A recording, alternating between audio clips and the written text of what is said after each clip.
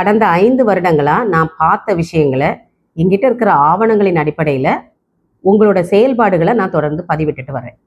6000 கோடி ரூபாய் ராதாபுரம் தொகுதிக்கு செலவு பண்ணேன்னு சொல்லியிருக்கீங்க. அது என்ன செலவு பண்ணீங்கன்னு சொல்லி கணக்கு கேட்குறோம். மலர் வணிக வளாகம் தேர்தல் அறிக்கையில கொடுத்து நாங்கள் திறந்துட்டோம்னு சொல்றீங்க. மலர் வணிக வளாகத்தை இன்னைக்கு கார் ஷெட்டா டெண்டர் செட்டிங் பண்ணி கார் ஷெட்டா மாற்றி வச்சிருக்கீங்களே அப்படின்னு கேட்குறோம். கஞ்சிப்பாறை அணைக்கட்டில் என்ஓசி வாங்கி மேலே வேலை செய்யணும், அதை விட்டுட்டு கீழே வந்து நின்று சுரண்டிட்டு இருக்கிறீங்களே அப்படின்னு கேட்குறோம். ராதாபுரம் கால்வாயில் பேச்சுப்பாறை அணையை தூர்வாரி கால்வாயை சீரமைச்சு தண்ணி எங்கே கொண்டு வரதுக்கு பதிலாக நீங்கள் அங்கே வந்து வருஷத்துக்கு ஒரு தடவை அந்த கம்பியை சுற்றி அதன் மூலமாக தண்ணி வந்துருச்சுன்னு சொல்லிட்டு ஒரு கணக்கை காட்டுறீங்களே, அது ஏன்னு கேட்குறோம். நம்பியார் மக்கள் 4 வருஷம் உங்கள் பின்னாடி அலைஞ்சாங்க, நம்பிக்கையோடு அலைஞ்சாங்க. அவங்கள நீங்கள் அவமானப்படுத்தி உங்கள் வேலைகளை பார்த்துட்டு போங்கன்னு சொல்லி அவங்கள அலக்கழிச்சு என்ன மாதிரி வேலை நீங்கள் செய்து அனுப்புனீங்க? இந்த கேள்விகளுக்கு நீங்கள் உங்கள் ஐடிவிங்க வச்சு கொடுக்குற பதில் என்ன? இதற்கு இது பதில் இல்லையே. ராதாபுரம் தொகுதி மக்கள் 20 வருஷமா உங்களை தேர்ந்தெடுத்து சட்டசபைக்கு அனுப்பி அழகு பார்த்துருக்குறாங்க. அவங்களுக்கு நீங்க உண்மையிலேயே நிறைய நலத்திட்டங்கள் நீங்க செய்திருந்தீங்கன்னா நீங்க என்ன பண்ணியிருப்பீங்க?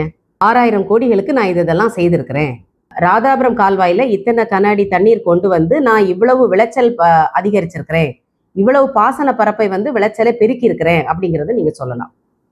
மலர் வணிக வளாகத்துல அங்க இருக்கிற குளிர்பதன அறையில இத்தனை டன் காய்கறிகள் வந்து நான் திறந்த பிறகு அதுல சேமிக்கப்பட்டிருக்கு, ராதாபுரம் பகுதி விவசாயிகள் விளைவிச்ச பொருட்களை இத்தனை கோடி நான் வந்து இதுல வியாபாரம் பண்ணி இவங்களுக்கு நான் வந்து லாபத்தை அதிகரிச்சு கொடுத்துருக்குறேன் அப்படின்னு சொல்லி நீங்க ஒரு கணக்கு சொல்லலாம்.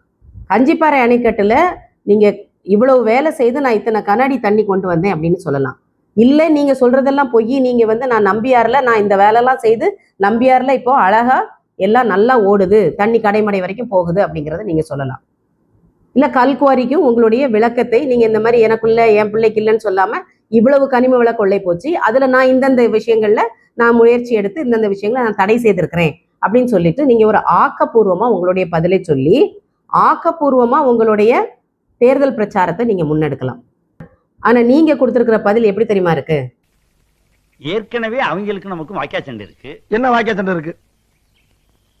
ஏய் நான் சரியா பேசுறேன்? சரியா தான் இருக்கு. சரி சரி. இப்ப நீ கைய பிடிச்சி இழுத்ததுனால புதுசா தகராறு வரும். என்ன தகராறு வரும்? ஏயா நான் சரியா பேசுறேன்னா? ரொம்ப கரெக்ட். கரெக்ட்.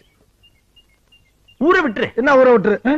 நாம இந்த தேர்தல் நேரத்துல அரசியல்வாதிகள் பண்ணக்கூடிய பல்வேறு உளவியல் தந்திரங்களை பத்தி தொடர்ந்து பேசிட்டு இருக்கிறோம். அதுல இது ஒரு முக்கியமான அரசியல் தந்திரம். முதல்ல நாங்க அதை செய்தோம் இதை செய்தோம் அப்படின்னு சொல்லுவாங்க. அதுக்கு மக்கள் கேட்பாங்க நீங்க என்ன செய்தீங்கன்னு கேட்பாங்க. உடனே நாங்க இனிமேல் வந்து நான் அதை செய்வோம் இதை செய்வோம்னு சொல்லுவோம்.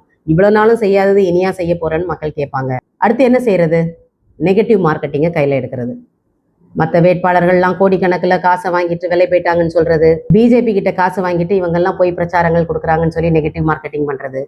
மக்களுடைய தேவைகளை நிவர்த்தி பண்ணணும் அப்படிங்கிற எண்ணம் இல்லாம அரசியலை தொழிலா செய்யக்கூடிய அரசியல்வாதிகளை இனங்கண்டு அவங்கள புறக்கணிச்சாதான் நாம எதிர்பார்க்குற வளர்ச்சி நமக்கு கிடைக்கும்.